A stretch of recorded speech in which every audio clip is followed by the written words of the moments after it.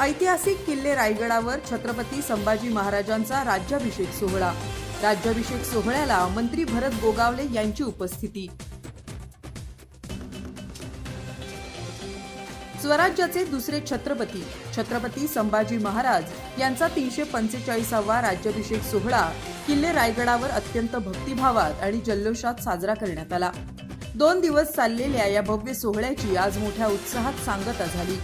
ढोल ताशे हलगीच्या निनादात आणि छत्रपती संभाजी महाराज की जयच्या गजरात संपूर्ण रायगड परिसर दुमदुमून गेला होता।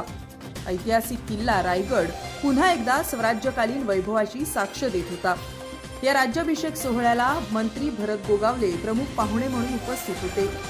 ब्रह्मवृंदांच्या मंत्रघोषात मान्यवरांच्या हस्ते छत्रपती संभाजी महाराजांच्या प्रतिमेला पंचामृत अभिषेक, सप्तसिंधूंच्या पवित्र जलाने स्नान, पुष्पवृष्टी तसंच चलनी नाण्यांनी अभिषेक करण्यात आला। त्यानंतर विधिवत पूजा करून महाराजांच्या प्रतिमेचे मंचावर भव्य स्वरूपात प्रतिष्ठापना करण्यात आली। यानंतर पारंपरिक वेशभूषेत सजवलेल्या पालखीची भव्य मिरवणूक काढण्यात आली। ढोल ताशांच्या गजरात निघालेल्या या पालखी मिरवणुकीत शिवप्रेमी, दुर्गप्रेमी, इतिहास अभ्यासक, युवक युवती आणि भाविक मोठ्या संख्येने सहभागी झाले होते।